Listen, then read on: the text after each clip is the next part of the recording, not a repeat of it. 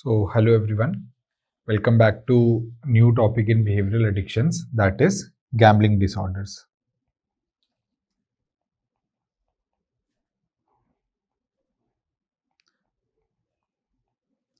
Gambling disorders, also known as pathological gambling. This is one of the most important topics these days because we see a lot of patients, especially alcohol users, who have a comorbid gambling disorder that are coming to us, right? And apart from that, for your theory paper also, this is a paper 3 short note or a long note. Or paper 4 also it can come because it is a relatively new entity, but basically it's placed in DSM main section. That's why it can come now. Okay. So gambling disorders. Historically, if we see about gambling, so the earliest evidence about gambling we get is from Rig Veda. Earliest evidence is from Rig Veda. Apart from Rig Veda, there is an Indian epic by the name of Mahabharata. Mahabharata, you must be aware of it. There also there is evidence of gambling present.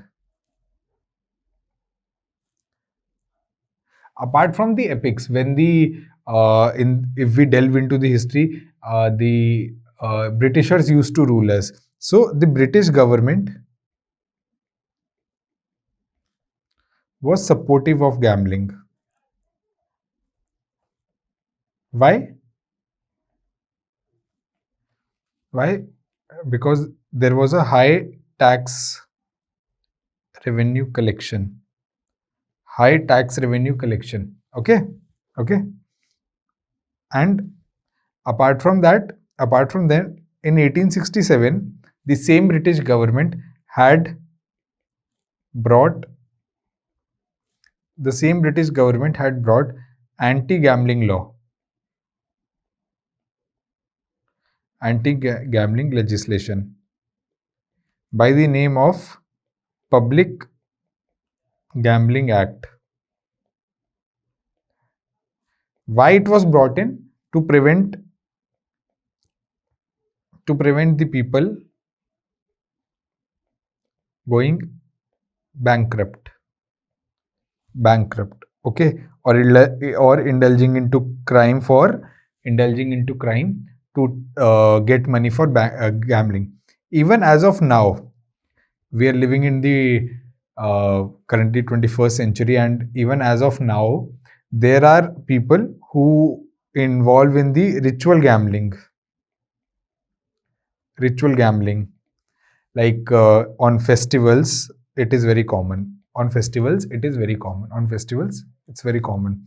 So see, what has been the connotation? There has always been a negative connotation of the gambling. Even in Mahabharata, the gambling did not pay off for the Pandavas, the positive side. Okay, so there was this a whole war because of that gambling issue.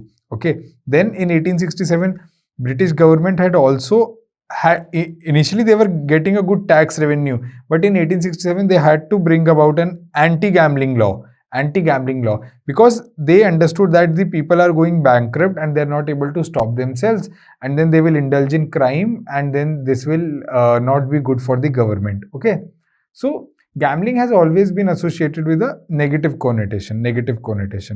Okay, so now for us, we need to differentiate normal gambling from gambling disorder, that is your social gambling from gambling disorder, and what are the basic dysfunctionalities in gambling disorder. Okay, so, and this comes as a short note also, a long note also, so we will go in that pattern only as we always go. What will be the introduction will talk about what is gambling. What do you understand by gambling? Gambling is placing something of a valuable amount at a risk. But why do you place this something of a value which is of very much value to you at risk? Why do you do so? In the hope of getting something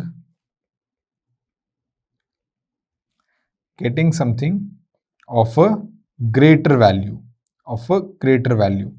So what is gambling? Gambling is when you place something which is valuable to you at risk. But what is the cognition behind it? To get something which is more valuable in return. Okay, so this is gambling. But what is gambling disorder? Gambling disorder is the persistent, recurrent, and maladaptive.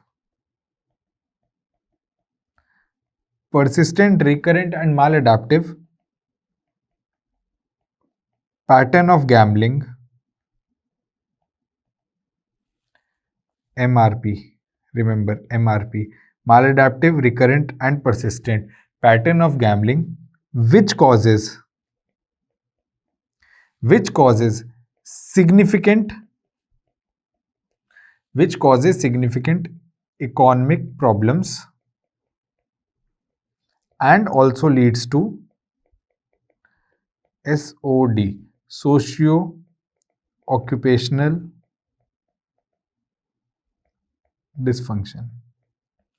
So what is pathological gambling? Pathological gambling will mean that the person indulges again and again into recurrent and basically maladaptive pattern of gambling, and this leads to financial difficulties, that are the economic problems, and his day-to-day activities are also hampered. The socio-occupational dysfunctioning is there. Okay, this is your introduction. Now comes your epidemiology. In the epidemiology part, you know that in the world the prevalence of problematic gamblers is 0.5 to 1%. But in substance use disorders, in people who use substance, the prevalence is nearly 10 to 14%. For India, the prevalence of problematic gamblers. It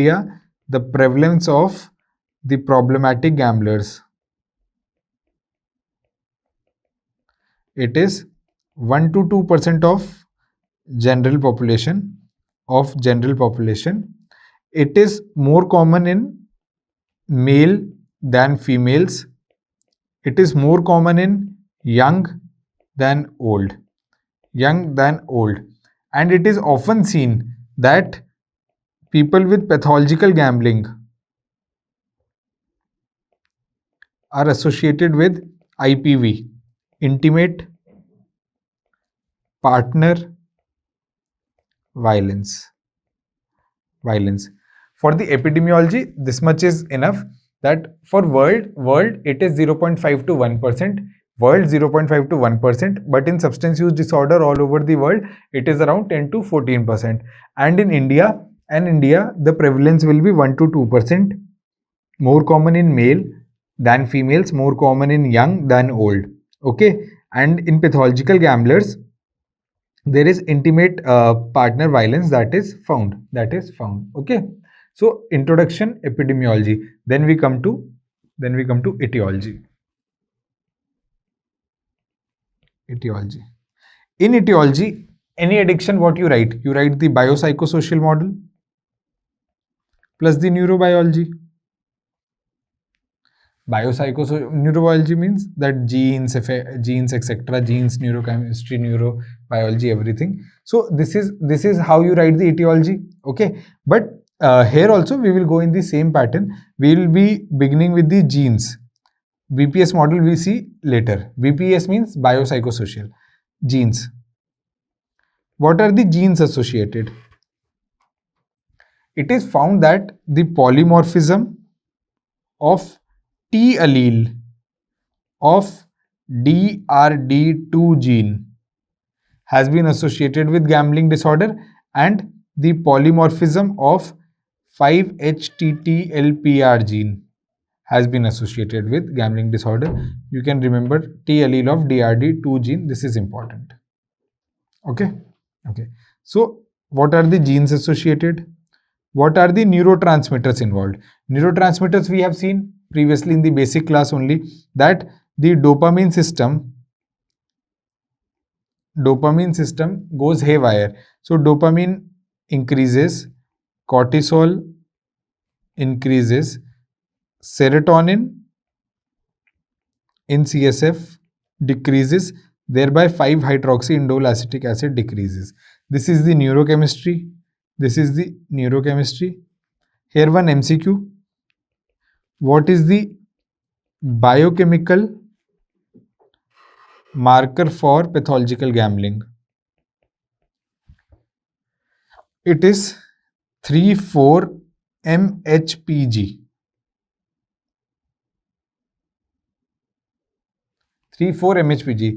3,4-MHPG is 3-methoxy 4-hydroxy phenyl Okay, 3-methoxy 4-hydroxy phenyl, not important. That is why I am not writing the full form.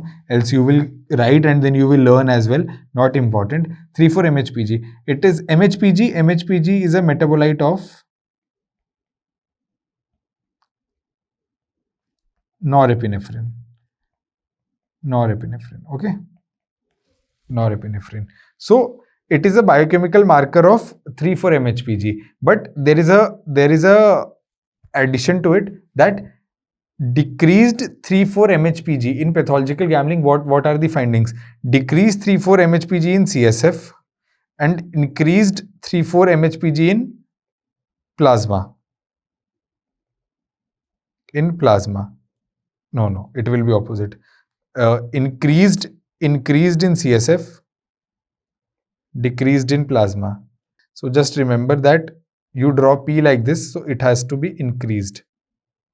There is decreased in plasma, increased in CSF. So when you draw a P, just remember that it's like decrease. Okay, decrease downwards. Decreased in plasma, increased in CSF. Okay. So this is your basic biochemical marker, etiology, genetics. Now what are the neurobiological correlates? Neurobiological correlates will be that dopamine release, how much the dopamine release is directly proportional, or it is positively correlated with, first, severity of pathological gambling, second, the subjective excitement. Severity, like if dopamine release is higher in the brain, that means the pathological gambling will be higher and the person will be more excited. Okay, so dopamine release. Then decrease 5-HIAA in CSF and decrease platelet what? MAO A. Decrease platelet MAO A. So this is the genetics part that we have covered. Genes we have taken, neurotransmitters we have taken, biochemical marker we have seen, and neurobiological correlates we have seen now. Okay.